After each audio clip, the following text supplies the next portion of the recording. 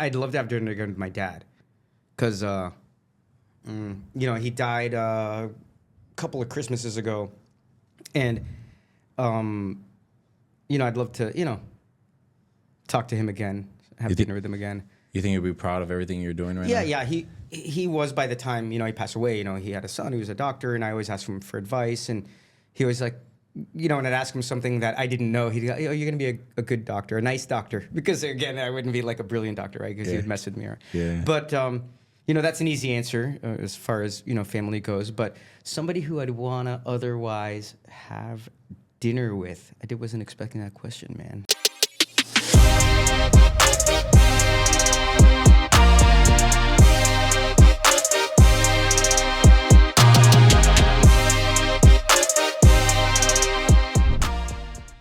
Welcome to the Set Apart Podcast. My name is Oscar. I'm the host of the show, and we have an incredible guest here today.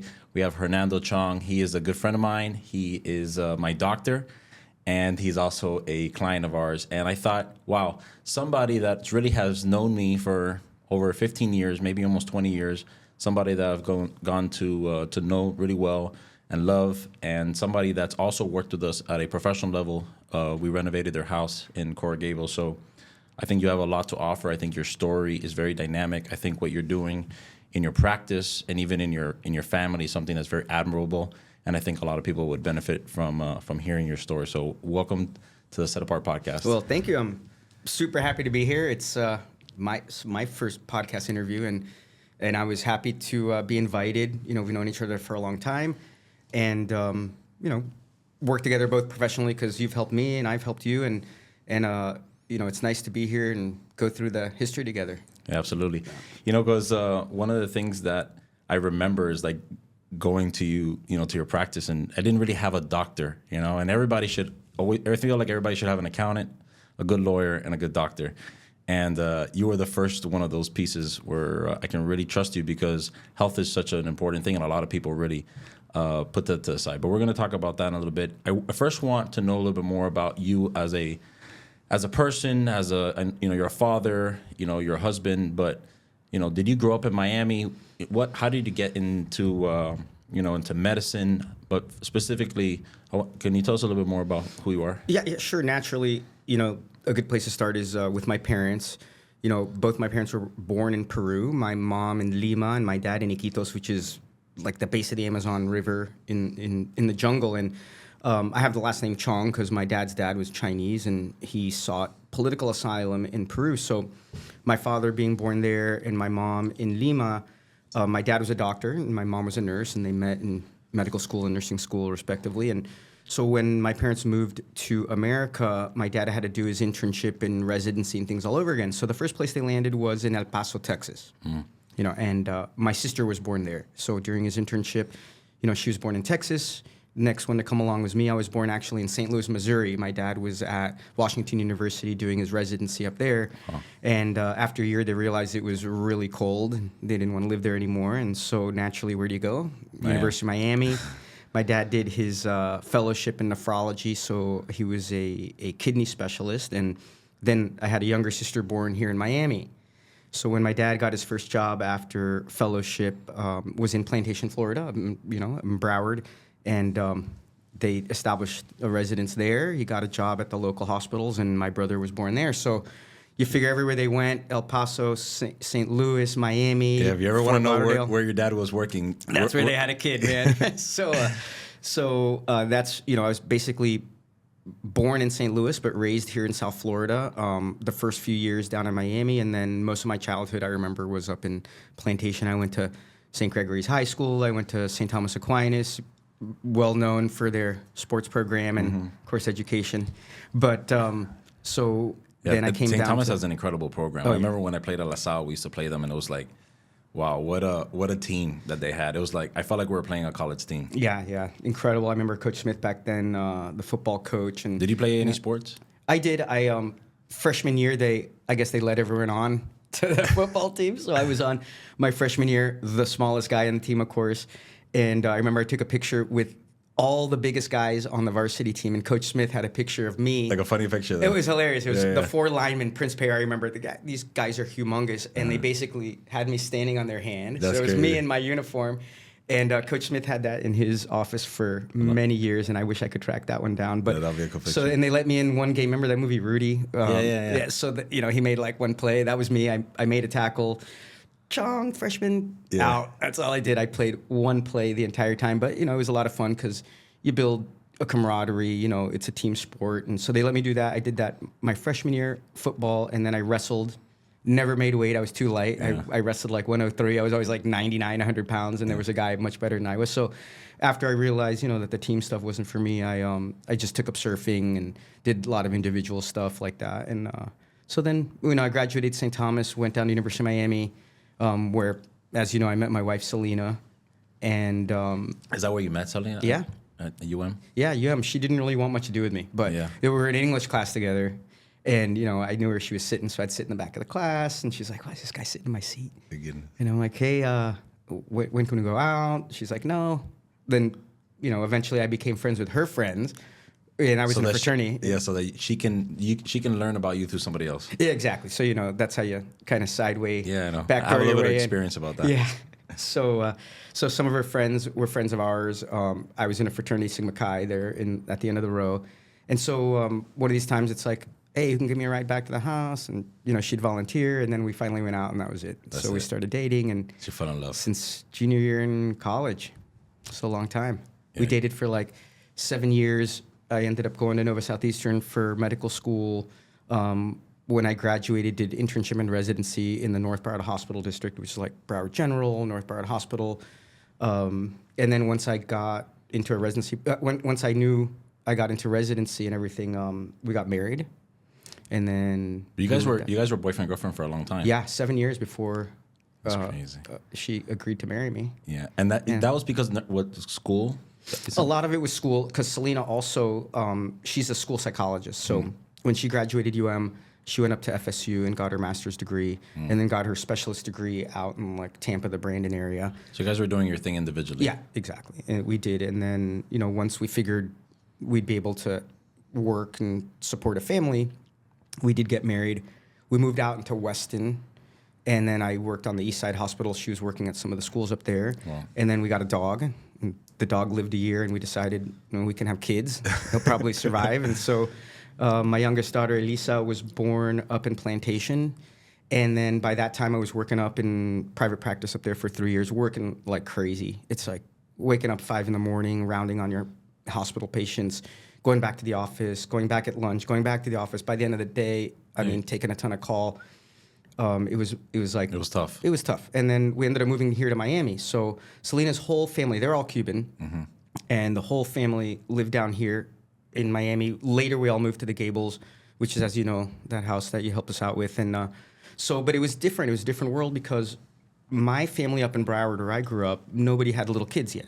So everyone was adults and everyone was working. And so when my daughter was 1, it was kind of like the nephews were down here, and you couldn't stop by on a Thursday for the birthday. But when we moved down here, it was a lot more of the cousins coming over, like on a Wednesday afternoon, and the Yeah, like girls how it just is now. blossomed. Yeah, it's Because your been great. family's is pretty close, and Yeah, and now my Broward and West Palm family, they have younger kids, and so it is it's a And they're little still it's up there. exactly and it's a little harder Yeah, it's to tough. stop by and see them, and they have their soccer games and we want to go see them, but it's not as easy as it was when we moved down here. So they're kind of feeling what we felt up there. Yeah.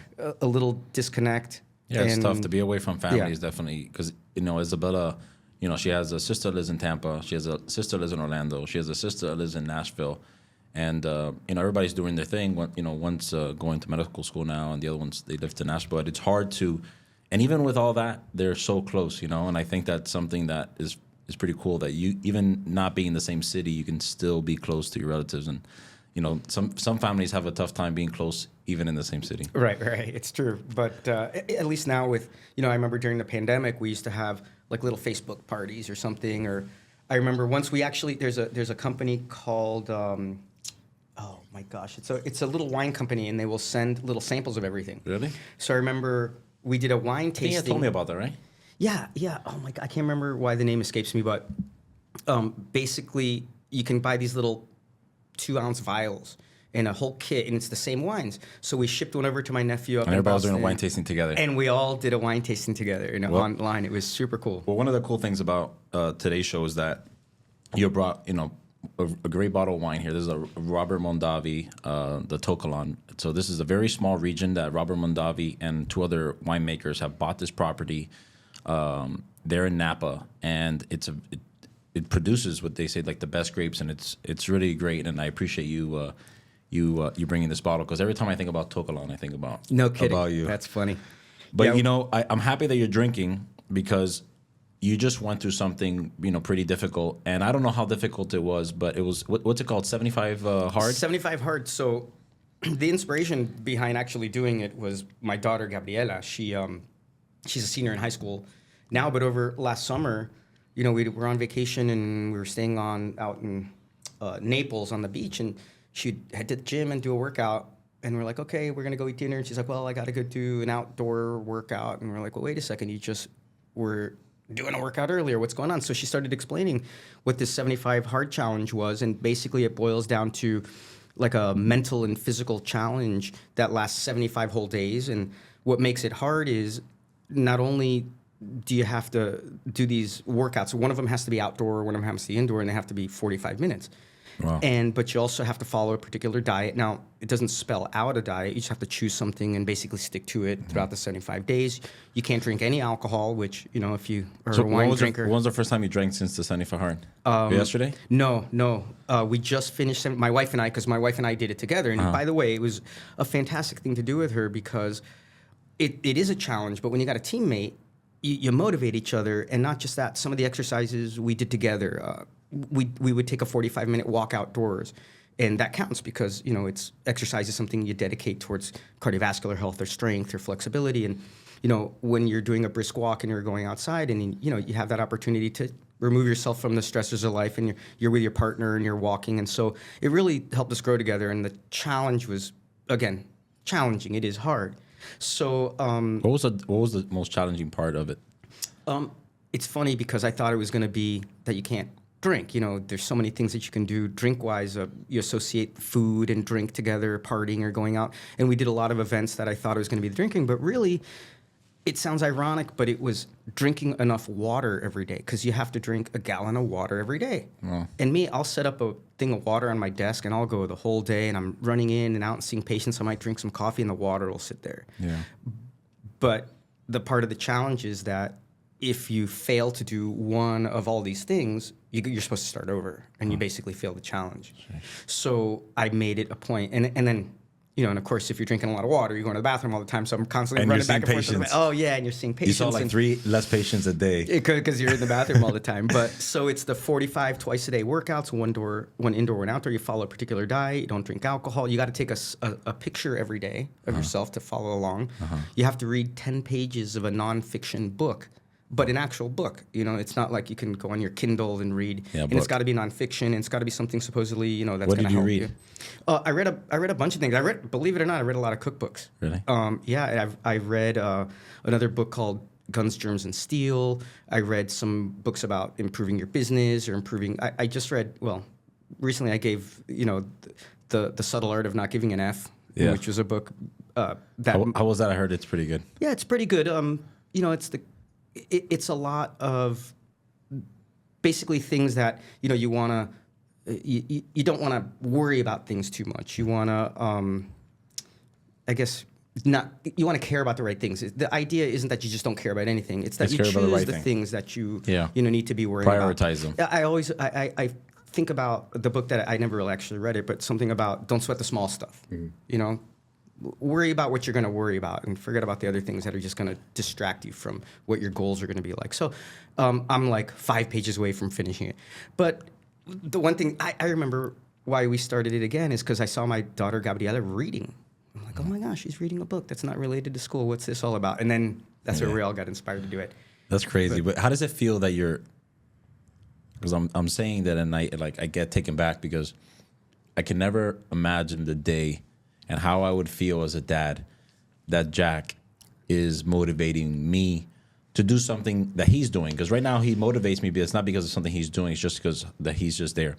How did that feel, and how proud of you were you of her? Absolutely, it was incredible. And when people ask us, because she's very health oriented and she exercises all the time. She has played soccer since she was young. She's also very artistic. So she's more independent than my older daughter ever really was. You know, Elisa is super intelligent. She's also very athletic.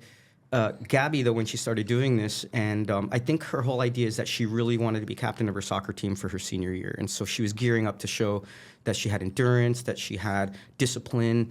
And sure enough, doing this thing and doing it successfully and doing it on your own, like you weren't there. Yeah, that's the best thing about sports is sometimes what sports teach us, is so much more than she's doing it for to be a captain and to show her coach. But like, look what she's doing. She's inspiring you and Sally, and really, this is something she's really building off of herself. So I think that I think it's a testament to you and Sally and how great of a parent you are, and I know that they're going to continue to do great things. I wanted to talk to you about. Go ahead. Going back to when I first had a drink. Yeah. Because Selena's birthday was yesterday, and we wanted to finish before her birthday, but then Gabby wanted to go to Ultra, the big music festival. You went? Yeah, we went to Ultra. Friday, Saturday, Sunday. Friday was a torrential downpour. I'll be honest with you. Yeah. For you to go to Ultra with your kids and your wife. They're in high school or college now. Well, Elisa is a sophomore in college. She's up at FSU, and she's a senior in high school. Yeah. I think that's incredible. Like that doesn't happen in the city, right? Like it happens, but very very rarely. Like, how do you realize that or no? Yeah. So it's funny. It's funny that you say that. The only reason we even went is because Gabby wanted to go. She really likes like electronic music and house music. She had a little DJ set and all this kind of stuff, and she was lobbying for a long time to want to go, and so. I was like, if you know what Ultra's like, obviously there's a lot of craziness going on over there. But you can say it. There's a lot of drugs. Yeah, there's drugs. There's everybody's like half naked or whatever it may be. But we figured, okay, we're gonna go, and if you're gonna go, I'm gonna go, and if I'm gonna go, maybe Selena wants to go. So we ended up getting 3 tickets. Selena wasn't jazzed about going 3 days, but anyway, Elisa says, well, I'll come down from FSU and I'll go Friday and Saturday. So. But there was other parents there. Some of Gabby's friends' parents were like on the same page. Well, we're all gonna go. So we had a bunch. But they didn't feel like they were being chaperoned. No, they didn't, because we let them. We're telling them, you got to be careful, watch your phone. People are stealing things. Don't drink anything. But they've had the basics for 18 years. Yeah. I mean, we've been all over them for a long time. If at that moment they're doing it, then we failed. Essentially as a parent. Exactly. But they were awesome the whole time. I mean, that's great. During this. And you had fun? It had a great time. Did you get a cake thrown at you in your face? No, but we did see Aoki, and it was a lot of fun. It was really neat to see him, and you hear a lot. And apparently the guy's got incredible aim. I mean, he could whack somebody's face with a cake. You're not the biggest target, but no, exactly. But either way, I was there, but I was far enough. I was far enough away. But we were actually in the mix. All us parents, we were up there, and but it was a lot of fun. So we timed finishing 75 hard. The Friday, but I had to wait till midnight. But either way, I really was going to be ground control for my daughter. So even though I was done at 75 hard, I really wasn't drinking or anything because I wanted to be. Yeah, I was focused on making sure that I was ground control for her and the rest of the crew. And then Selena came on Sunday, and it was a beautiful day out. And so we went the 3 days with the girls. Selena was there on Sunday, and it was a lot of fun. Actually, it was pretty fun. A good experience. That's pretty cool. Yeah. Recommend it for anybody who wants to get away from the grind. I can't imagine you there, to be honest with you. But it goes back to what I was saying before, that being a parent, I think you guys have done a great job. What do you think as a parent it took for you guys to have the relationship that you have with your daughters, that they can, that you're doing something, because that's crazy, just doing the 75 hard and really dedicating yourself physically and mentally on something that essentially you were inspired by your daughter, and then also, at the end of it, almost celebrating it with her. What do you think that it takes, like for somebody like me and Isabella and young parents? What do you think it takes to raise kids in that way? It's weird, right? Because it's a 50-50. It's a lot of things. Even in medicine, there's a nature and nurture part to it, and I think there's a lot of people that have a lot of opportunity, children growing up that have all the opportunity in the world that unfortunately somehow take a wrong path, and they're not the people that you'd think are the most successful because they've had everything they need. And there's other people who don't have that kind of opportunity that accomplish just amazing things. And so you want to feel that it's because you're an amazing parent that the kid turned out the way they did. And I can tell you that our daughters are very different, and they were raised in the same household. You know, I got my older daughter who's very, very self-motivated. I mean, she wants to do well in school. She's very studious and school-oriented, also athletic and healthy, somewhat artistic. And my younger daughter, who's more like independent, school's probably, even though she's a great student, is not like her driving motivation. She's also an artist, and she's also likes house music and this kind of thing, and is in the gym all the time.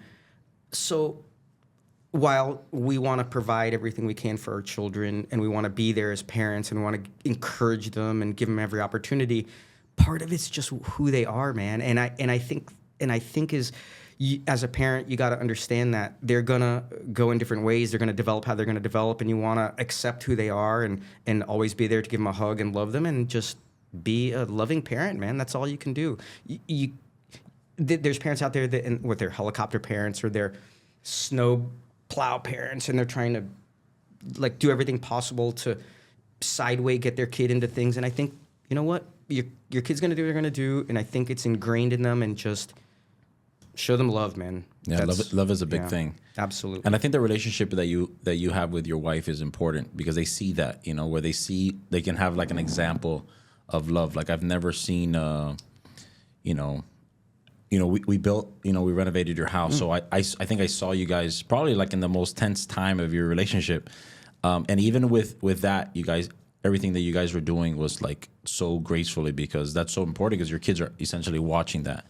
Yeah, and I mean, especially again, having two daughters, they're looking up to you, because, you're the example that they're going to have, Yeah, I can't tell you that, again, obviously there's a big stressors in your life, and moving or switching jobs or having children or getting married, or those things all, of course, they put a strain in your life. And in some of these books that you read, again, that we've been reading, it is work to keep things together. I mean, the fairy tale magical marriage, I mean, everyone has trials and tribulations, and it has to do with your children and your work and your marriage. And so, again, the key is how you're going to work on it.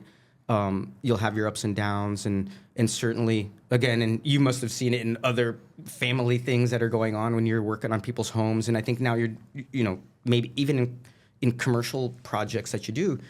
We see it as the partnerships, Yeah. So, it was tough. I think at the time we were living at Selena's parents' house, so we weren't in the home. But yeah, as things come up and you have to make decisions, and but you keep it together. Yeah. So, well, I really appreciate you sharing that, because I've known you for about 20 years now, I would say. When do you think we first met? When I was still like in high school, right? Yes. And the first years we met, because your mom. Because your mom was at St. Teresa, and my daughters knew her. And I think at one moment she said, you got to see my son. And I was like, okay. And that's how it first began. You came to the office as a patient. And then I remember when you said, I'm starting this construction company, and if there's anything you need, you let me know. And so Selena and I thought about it. We're like, hey, somebody gave somebody a shot for somebody somewhere in your entire life. Yeah. And it happens a lot in medicine, where you take on medical students, or you take on somebody because somebody trained me, somebody let me have hands-on somewhere. And so it's the same thing when you're starting out a business, or you need a shot, and we were like, okay, let's do it. So why do you think you selected us? Other than because at that point, I was looking today, we had incorporated the company in February of 2016, and December of 2016, I have a picture. I saw it today. I took a picture of your house. So I was essentially around the time. So less than a year in. Imagine, now we're 8 years in. So you got us the first year. Why did you hire us? Because I've never really asked you, and I wasn't going to ask you, obviously, then. But at that time, it was our biggest job. It was our biggest contract. And I'll be honest with you, it's one of the biggest reasons that you're here is because you gave me and Albert and Isabella an opportunity. And we haven't gotten a lot of opportunities in our life. And you were one of the people that gave us the shot. I think the main reason is, number one, I knew you on a personal level. And when you're out there and you're starting, you're hungry, you want to do a good job. Obviously you're not as let's say, well ingrained, and you're still learning. But you got to start somewhere. And you know, when Selena and I were talking, and we said, you know, Oscar, he's motivated. This guy, look what he's doing. He's starting his own business. You know, he went to school. He's graduated.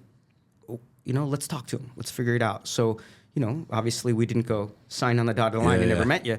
It was more we met of several times. And yeah, you know, we talked about it. We figured we were all on the same page.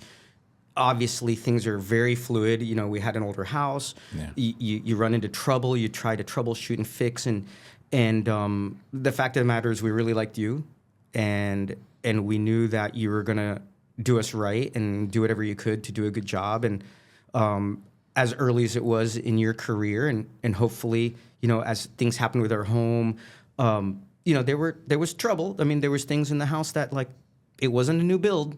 Yeah. And, you know, the house has been sitting there. And so, but, you know, you took everything with grace, and you did the best you could, and, you know, and you What do you think learned is from those things. one of the bigger challenges that we had on that job? Oh, the electrical was tough because, you know, again, it's an old home. The panel was small. You guys did what you could, and again, you were learning who your subs were and who you could depend on. And Yeah. I think It was a big learning curve for yeah, us. I'm sure, and like for anybody. Yeah. I mean, when they talk about practicing medicine in my field, I mean, look, you don't want to be making mistakes in medicine, but things happen. I mean, and you learn from them, and you remember those things. You remember when I was an intern and a resident. Again, like I said, people gave me shots. You got to try things. You know, they say you see one, you do one, you teach one. Yeah. And in medicine, you don't want to be messing up, but things do happen. I mean, nobody's perfect. Look, if you're a baseball player, you guys love baseball. I'm not, you know, I'm not a baseball player, but Don't say that, but you yeah, you could use your example. But think about it, man. If you fail hit 7 times. 30%, you're an amazing baseball player. If you're a doctor and you fail 70% of the time, you're a terrible doctor. That's crazy. And again, Does that mean that it's harder to be a baseball player than a doctor? I mean, you certainly make a lot more, and there's less people that can do it. I think it's true. I mean, there's people who are. What amazing got athletes. you into? Well, I think I know what got you into medicine. You kind of grew up in medicine, right? Did. So Yes. then, how did you go from, you know, Hernando Chong to Dr. Hernando Chong, and the owner? Because you also, did you have any experience running a business? Because I think that's extremely undervalued in the medical industry, that they feel that their primary care is to be, you know, a doctor, but you're also running a business. You're so right. For sure, I became a doctor. Obviously, I was in a medical family as far as my dad goes, and he used to take me rounding to the hospital and see patients with them, and in the office, and I loved it. I mean, they always were very grateful to my dad, and he always helped people, and that, you know, I became a family medicine doc because, I don't know, sometime I thought I was going to move to some rural area and deliver babies and see them thought grow that? up. Yeah, I did. I thought that was going to do. I always mean, wonder obviously- why you became a family, you know, PCP type of doctor. Yeah, I just thought that was going to be there was, and Do you now regret on a, going into that? No, not at all. My office, when I love as a primary care doctor that when I have a waiting room full of people, so many of them know each other because, again, we don't advertise. It's because the wait in the doctor office Well, no, is not so really. long. I mean, maybe, Hey, before maybe Juanita, at the how end of the are day, you? the whole community is there, but really, it's family. Yeah, it's you know, very close. Yeah, and family members know each other, and I see their parents and their cousins and their, you know, coworkers, and people refer each other because if they like you and they like your work, and by the end, every time I see a new patient, I always ask them, "How'd you hear about our practice? Like, who do you know?" And they're like, "I know this one and that one and that one." That's cool. You'd be amazed at the amount of time people who don't know me are talking about their doctors, and all of a sudden they're like, "You see Dr. Chong? Oh my gosh!" And I know it's just amazing. But that's why I got into family medicine because I do like to see. But you weren't with Prime Health at the time. Well, Prime Health is a company that we docs all started. That Prime Health Physicians is something that developed as I was with MDS South Florida. So I was up in Broward working for a few years. When we moved down to Miami, I was literally just going to hang up a shingle and start trying to see patients. But as things happen in Miami, it's somebody who you know. Well, my brother-in-law, Sergio, knew a guy that worked IT, and I sent my resume out, and I got a call from these guys at MDS. who's Dr. Saavedra and Dr. Mohan, my partners now, and Jody, the office manager, said, we're not really looking for anyone. But later she called, like 3 months later, she called me up and goes, you know what, I think we need somebody. And I met these guys, and they practice medicine very much like me. They speak Spanish and English, and they're like, we don't want to go to the hospital anymore. And I'm like, sign me up. Show me where to go. That's me. I'll do it. Man. Yeah. And life changed because when you do hospital and office, life is really tough. They're calling you all night for things. And so when I started working with them, they were very transparent with me. Been with them since 2005. Yeah. And that's great advice, because when I first started, when I had just graduated college and I went to my first job, my real job after college, and I was working for a company called Suffolk Construction. I was an intern. And nobody ever told me this, but I went to every single person and I said, hey, what is something that you don't want to do anymore? And this person said, man, I don't want to save weekly receipts anymore. All right, I'll do it for you. Hey, you know what? What do you want to do? Man, I don't want to do my reimbursements. All right, perfect. I got you. Hey, you know what? I don't want to do daily reports anymore. All right, I'll do them. And I went to every single person and I asked them, what is it that you don't want to do? And I'm going to do it, because I really wanted to learn not only what I was going to do, but I wanted to, and I also was trying to prove to them, like, hey, I'm here to stay. Which, eventually it was very difficult for me to leave because I loved them. But I learned so much, and sometimes people have an inability to want to like sweep the floor. And, you can't be on the pulpit all the time. And sometimes you got to be able to sweep the floor. And I think that lacks a lot in this community specifically. Yeah, it's why you're successful. I mean, you got a lot of drive, and you're going to do the things that you need to do to get there and learn. And you start from the bottom and you work your way up. And again, I'm not too up there to also do the groundwork either. I mean, you'll see me in my office vacuuming the floor and taking out garbage, and I do the things that I expect other people to do. Yeah. And but yeah, that's how you get started. I definitely never expect for somebody to do something that I'm not willing to do. Agreed. So, how do you? Because there's a lot of people going into the medical industry now, which honestly, a lot of people left the medical industry because of the whole COVID thing.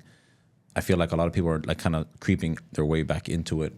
What do you recommend for that person right now in medical school, or like your scribe that you're talking about? That's a person that they're thinking about going into medical school. It's tough, like it's we had in one of the other shows we brought a cardiologist, Dr. Dieguez, and he says like it's like a marathon. It's like they really put you through the ringer. What do you recommend for that person? Yeah, as far as definitely training, and you're going to go through medical school, and one of the things that I was not prepared for was the business aspect of medicine. And like you said, I remember you saying something earlier about the business of medicine, and you're absolutely right. There was actually one guy in medical school who was doing his MBA and doing medicine. Jeez. And I was like, dang, that guy. That guy has no life. Now, right? Not that he's got no life, but now he understands. Like, no, but I'm saying that guy really he didn't take a shower. No, right. It's super busy. But when you think about what we all do, is we really are all salesmen. I mean, at the end of the day, I do medicine, but you're selling your product, and same with you. And as far as the business side of this goes, and very often we just go, hey, I just practice medicine. I don't know the billing part, and I don't know this. But more and more insurance companies, they want you to know how to bill. They get paid by the government, and you have to have your notes up to par in order to, do the maximal billing. Especially with the reimbursements being so low. Well, and that, not just that, but if you got really sick people who require more funds to help them, and you're not billing appropriately because your notes are no good. Yeah, affect the patient. Yeah, you affect not just that, but you affect who's paying you, and it's again, we're talking about the business part, not the medicine part. The business. But the business is real. So, have you developed significantly since you started with your practice? You mean as far as the business side goes? Yeah. They're ingraining how to code right, and I think the biggest detriment to being able to practice medicine efficiently, quite honestly, is our medical record system. The fact that you got to put all this information in. If you want to order a study, it's got to be matched up to their diagnoses, and then it's got to be billed correctly, because that's how you make the money, is how it's billed. I've gone from being able to see like 30 patients a day to maybe like 15 patients a day. And that's even with help because I got, again, this girl, Allie, who's scribing for me, who's been incredible. So that at least the notes get done. But I'd be more efficient because really these medical record things are more meant for billing. It's very difficult to read some of these things and communicate from one doctor to another to look at them. But that's killed our productivity. I could see more people if I was still What do you back think on that's paper. something that can happen, within that medical world? Because at the end of the day, even for me, I feel that what I'm the best at is not running a business and honestly not even being a leader. It's just building. I feel like I'm a builder at heart. I've learned to build. I've learned to love the build. This is who I am. I also have to run a business and I also have to be a leader. Do you feel that you're being like somewhat held back as to what you really love to do and what you're really best at because you essentially have to make money and you have to run the business? That I don't know that I'm being held back necessarily. I think because right now you just said, hey, if I have 30, if I can see 30 and I'm only seeing 15, essentially you're making less money because there's so much red tape. Is that what it is? Yeah, it's just that you have to explain to your patients why they can't get in right away when they want to be seen. And so you have physician extenders, like your nurse practitioners who want to see them. And then sometimes you hear like, oh, I couldn't get in to see you. And I went to urgent care. And I'm like, you only got 24 hours in a day. And yes, if I had more room because I was more efficient. So we're working on a lot of that, being more efficient, getting patients in and out, improving our communication. And I've been taking a little bit more of a leadership role there. We're having more like weekly meetings and things. But really, again, I think what's coming down the pike is that AI. AI is gonna help a lot with doing those notes for people. Like right now, my AI is really my scribe who goes in there and she types the notes and puts all the stuff in. So by the time I'm out of the room, the orders are done and they can leave, and I don't have to sit there for extended hours trying to finish notes. Yeah. But AI apparently, you're going to be in there talking to a patient and the thing's going to be typing your notes for you. Well, ChatGPT can do an incredible amount of things. Yeah. It's just that who knows who's getting that info. Again, yeah, it's crazy. Health information, privacy stuff is pretty important, but I'm sure. Well, it's crazy. There's a significant amount of man hours that it takes to run this podcast. Obviously, I need to be here. We have Ron here with us. We even have Maria, our office manager, here to support. There's so many things that it takes to run this. We have somebody doing graphics. We have somebody on social media. We have 2 producers. But, I don't want to say it, but I would say 20% of this podcast is run by AI right now. Because, this was going to be edited through AI. All of our reels and the shorts that we're going to have for YouTube are all AI generated. All the captions are AI generated. All the little words. That's all and AI. Things really, I was like, who's taking the time to do all that? And what's crazy that's all AI. So wow. One of the things that me and Ron have always discussed is, and he's very similar to you, and he's very similar to me in the sense of we feel like we're very creative people and we're called to do something. You just happen to be called to be for medicine. I'm called to be a builder, and Ron's called to be a creative person and do music and produce and videos and stuff like that.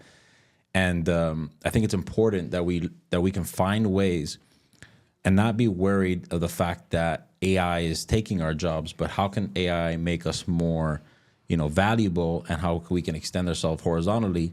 Because essentially, we want to do 50 episodes of this podcast this year, and I don't think that with AI we would be able to do that with the budget that we have. So, but it's like a fine line where but you can't be scared of it. It's like there's so many things 20 years ago, and they thought, oh my God, the internet's coming out and it's going to take my job. Or, we had an architect on here and he says, how do you think I felt when CAD came out and we went from drawing plans and now essentially some kid out of college can do this on the computer.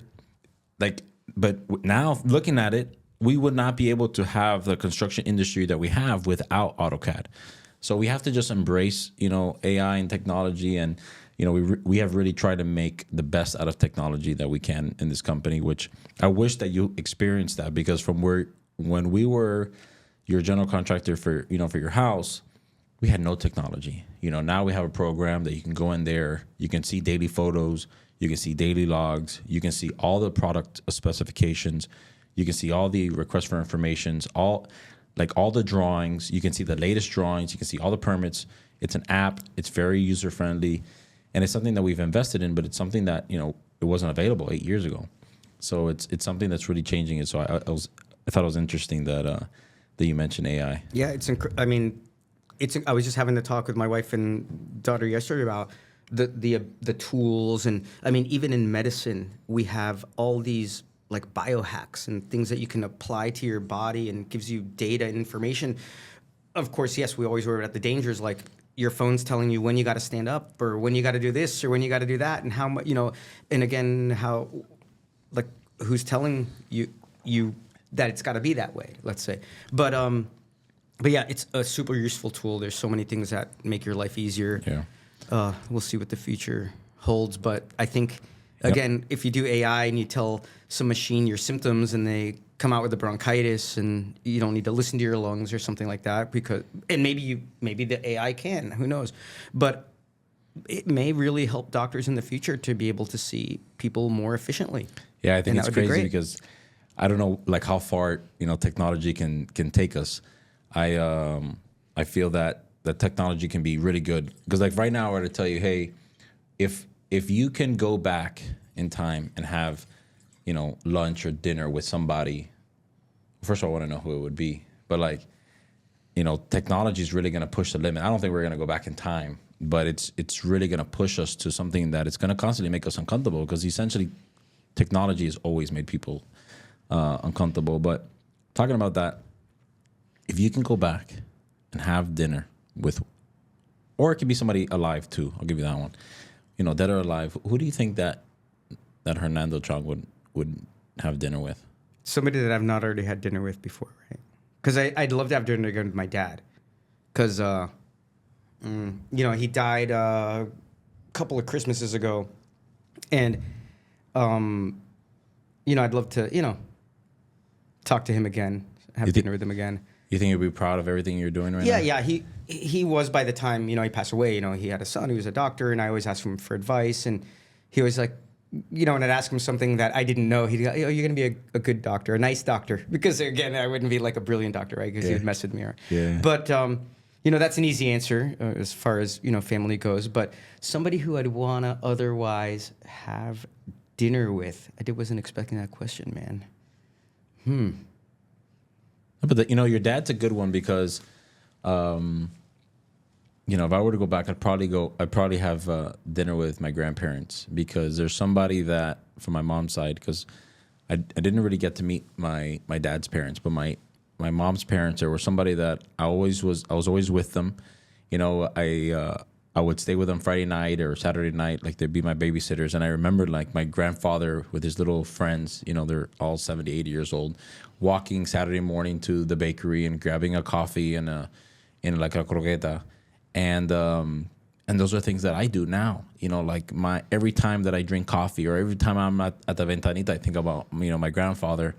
And I was thinking about it today, and I'd really love to do that because, they did so much for me growing up, and like they never really saw like who I became, So I think that'd be pretty cool. Oh, that's pretty neat, right? Like, hey, by the way, I'm married and have a kid and have a company and I graduated and, I don't think I would be the person I am if it wasn't for them. So I thought that would be a pretty cool thing. So I knew you were gonna say your dad, by the way. Oh, really? Yeah.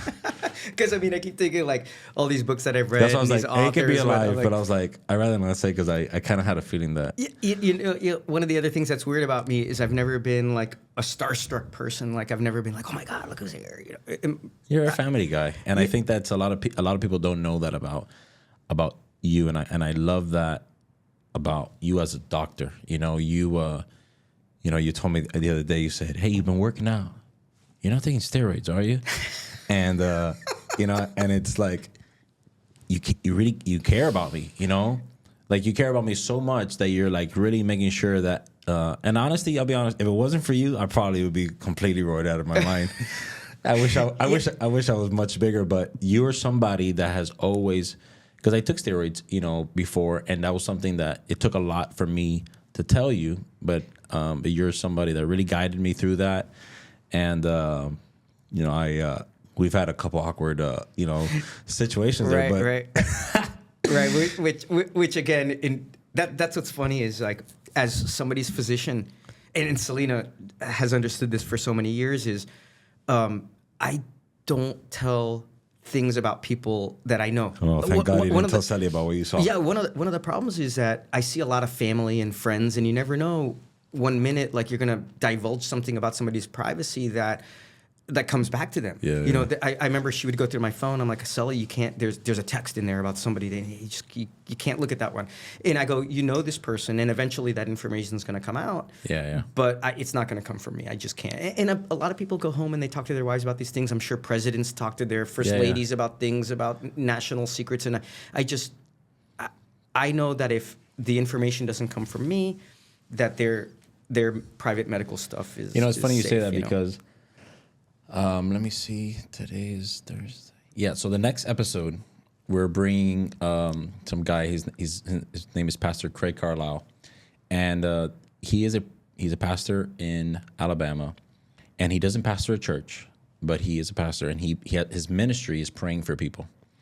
And this guy is somebody that I care a lot about, and I met him at a men's retreat, men's conference in Alabama. And I met him at a Cracker Barrel with my pastor, and this guy came up to me, he told me, "Hey, I told him my story, this and the other," and he said, "I'm gonna pray for you." But there's a lot of people told me, "Hey, I'm gonna pray for you." By the way, everybody says I'm gonna pray for you, they don't pray for you. So I said, "Well, no, I really appreciate it, especially in Miami." Everybody's like, "I'll pray for you." This guy, the 23rd of the next month, sends me a text in the morning, say, "Hey, good morning, Oscar. How can I pray for you?" And it caught me a little bit off guard, but I was like, "Oh, this guy, he told me he was going to pray for me." So I said, "Hey, I don't know what I prayed for that day. He's going to be here. We're going to ask him what was the first thing I prayed for." This was like 10 years ago, by the way. This is like pre-Isabella, Oh, wow. So the next month on the 23rd, he says, "Hey, how can I pray for you?" "Good morning, Oscar. How can I pray for you today?" And for the last 10 years, this guy on the 23rd of every month at 8 a.m. texts me, "Hey, Oscar, how can I pray for you?" So imagine this guy was saying, "Hey, I'm praying. There's this girl I'm dating, and I really like her. I'm thinking about proposing to her. Hey, Oscar, I'm really, hey, Craig, I'm really thinking about proposing to this girl. Please pray for me. Hey, I just married this girl. We're going through the whole thing, moving in. Pray for us. Hey, we're about to start a company. We're thinking about a name. Pray for us. Hey, we found the name. The name is John Bell. Pray for us. Hey, we just started the company and I resigned. Pray for us." And this guy has been praying for us for 10 years. Incredible. On the 23rd of every month. The point of my story is that this guy knows everybody's secrets. And the same way that you know that, this guy is praying for, "Hey, I have an addiction to pornography. Hey, I have this person that's a pastor, and I know he's doing this. Hey, there's a lot of good things, but there's also a lot of bad things, because at the end of the day, people think that the church world is like where saints are, and the realization is that yes, we are called to be saints, but we're also extremely lost in our sin. And this guy has his ministries to pay for people, and he prays for like 500 people a month. Like consistently. So I'm like one of like 25 on the 23rd of every month. Wow. So when you said that, I can only imagine him saying, "Hey, the wife, his name is Tammy. Hey, Tammy, don't, I can't tell you about that right now, but it's going to come out. Right. It's going to come on like the Southern Baptist Herald soon. You're going to hear that. And, but it can't come from me, right? So, but that's interesting. And I always know, and that was one of the things, Oscar, was you're very strong in your faith. And I remember that always. And when you're talking about like why we chose you, it's just, what, Oscar, you're such a great person. You're a family guy. When you got married and then you had a child, and I know Sally follows you, and she's like, look at the pictures and things. And so, she loves you too. And we were just so happy to have you help us like we help you. And it's really a great relationship, man. And obviously we just are really proud of your success. Really happy for you, Right. man. And I appreciate that you say that, and I love that I was able to contribute to you, because this is the only way that I can contribute to you. And there's a lot of days that I'm sick, and I have a rash on my arm, or you're like, check this out. and I send you pictures that I probably shouldn't send. Oh man, dude, trust me, you'd be amazed at the But things you that come always through this phone. You always text me back. You always respond, and I think you're an incredible doctor. And I think that anybody would be very very fortunate, to have you as their PCP and their doctor and their friend, and to be in part of the MDS South Florida group. So, but what do you think is the next thing for you? Because you've gone through so much. You're born in Missouri. You've gone through the whole world, essentially, and now your one daughter's already in college, the other one's in high school. I feel like in my eyes, you've made it. And you have a good practice, and you're successful. Is that enough, for you? They say if you're not growing, you're dying. Yeah, and obviously if you think you know it all, you gotta learn. So I think I'm trying to troubleshoot some things in my practice, trying to improve our patient care, trying to improve our access.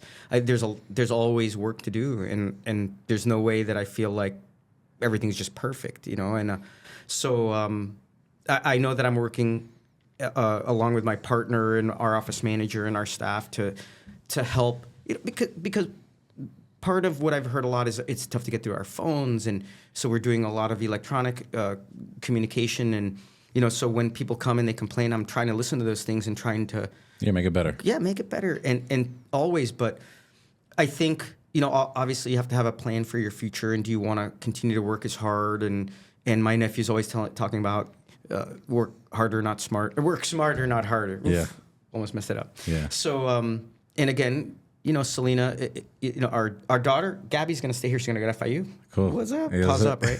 And so Gabby's gonna go to FIU, so she's gonna be around. And awesome. We're not gonna be fully empty nesters, but we gotta not improve, but continue our relationship, and we'll get to spend some time together. And I don't want everything to be about work. And I remember when you walked in here, you're like, oh, you're always working. And I'm trying not to always work. I've been baking, of all things. I'm a low carb guy. I've always been like low carb. And Selena got a stand mixer. And what do you make with stand mixers? You're making cakes, and you're making cookies. And man, so I've been making a lot of stuff. And so yeah, I wish we would have talked about it more, because your work ethic is honestly unparalleled. There's not a lot of people that I know that work as hard as you. And like, why do you work so hard? Why do you, other than the profession, because the medical profession is very rigorous, but and very demanding. But I also know there's a lot of doctors that their family time is their family time, or their personal time is but you're always working. Like, why? I think I used to be the job. I used to be the guy who, like, it was just always nose in the book and the computer, and there was a guy, Dave Droller, a doctor, when I was up in Broward, and I'd see him when I was around in the hospitals, like 2, 3 in the morning. I'm like, Dave, what are you doing here, man? He's like, well, I leave the office and I go home and I have dinner with my family. And he goes, you don't want to be the guy who, like, rolls around in bed one day and you don't recognize your wife and your kids are gone. And he goes, you gotta take time and be with your family.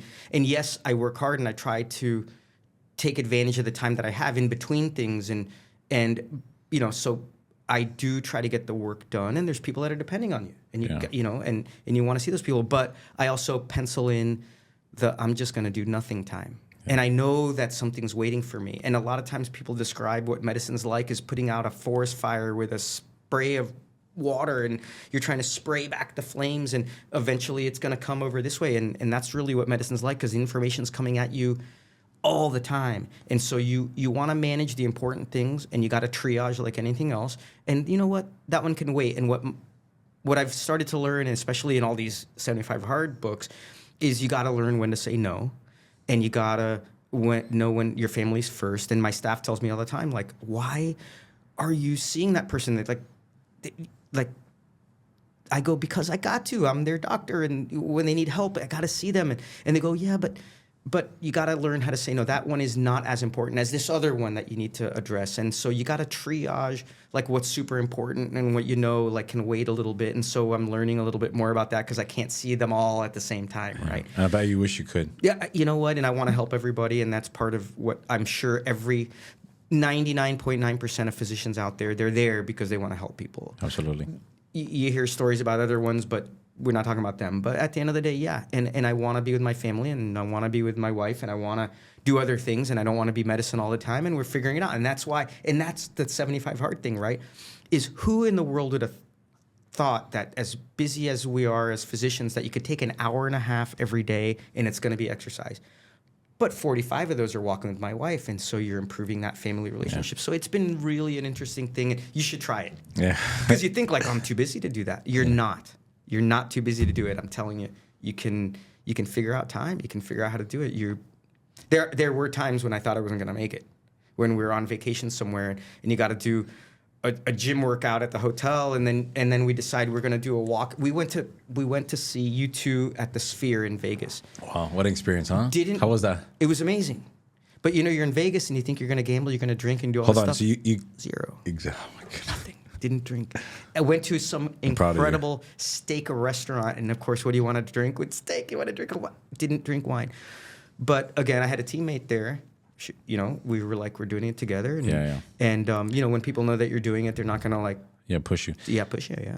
Well, it just comes to show you that even in where you are in your career, because you're no spring chicken, but you're also not, about to retire, that you still want to get better. And like you're saying, if you're not getting better, you're getting worse. And so I congratulate you for that. And I hope that your practice continues to succeed. And I know that if you continue to prioritize your family, your patients and the Lord first, that, the sky's the limit for you and your family. So, but today's been an incredible episode where we can learn about somebody that, wasn't really born and raised here. It was actually coming from Missouri. Then, essentially went around the United States following his father that was following his dream. But through his father's dream, he was able to, to reach his own dream, meet his wife, and have the family he has. But it takes so much hard work, and it doesn't matter if you're the person sweeping the floor or you're the person that's, the doctor, everybody has to grind. Like, we all need to grind. We can be right now with our family, and we're here talking to you, and we're here talking because you are important to us, and our clients are important to us, and what we're doing is important to us. So I hope you just stay encouraged, know that what you're doing and the minuscule things that you're doing and sweeping the floor, other people might not see it, but it doesn't matter what those people, know or don't know. The most important thing is that and you're staying focused at doing them and conquering your goals and achieving them one day at a time. So we're happy to have you, Doctor, and I can't wait to have you again. And, I don't know how important it is to you, but I'm proud of you. And listen, at least I'm proud of your 75 hard. And listen, and again, I'm so glad that things are going super well for you, and you're obviously dedicated to your job and your family, and I think the world's your oyster, man. You're doing great. Oh yeah, well, good for you. Thank you for the wine. Cheers. We drank a whole bottle of. And thank you back for the wine. You brought it back from California for me. Full circle, man. Yeah. Amazing. Thank you so much. You got it. It was a pleasure.